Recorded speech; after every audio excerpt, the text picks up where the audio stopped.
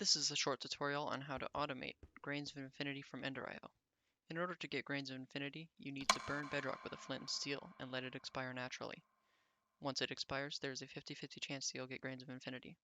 This is pretty tedious, so it's a natural target for automation. In vanilla there are already ways to do this, but with a mod called Thermal Expansion we can do much better. So for this farm you're going to need a blazing pyrotheum bucket, which requires you to go to the nether and kill some blazes, because this needs blaze powder.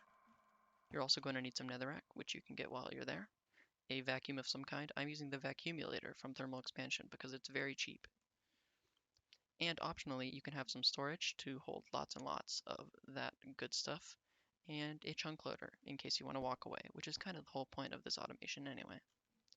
Alright, so step 1 is to clear out a large area of bedrock, like this.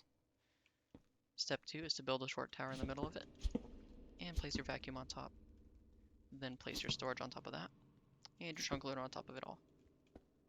Should look something like that. Then you can break the tower so that it's floating like this. Step 3 is to place your blazing pyrotheum directly beneath the vacuum. Be careful not to burn yourself when you do that.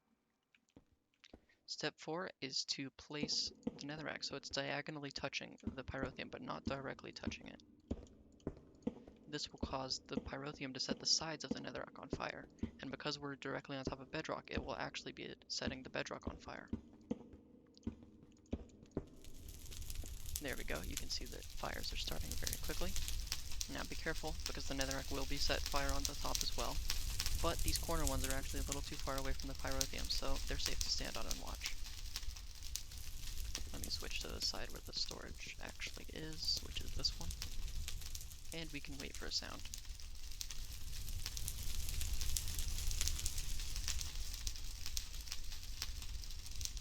Now, if you don't have a flat bedrock mod like I do on this particular mod pack, then this will be slightly less efficient at getting you Grains of Infinity, but it'll still work.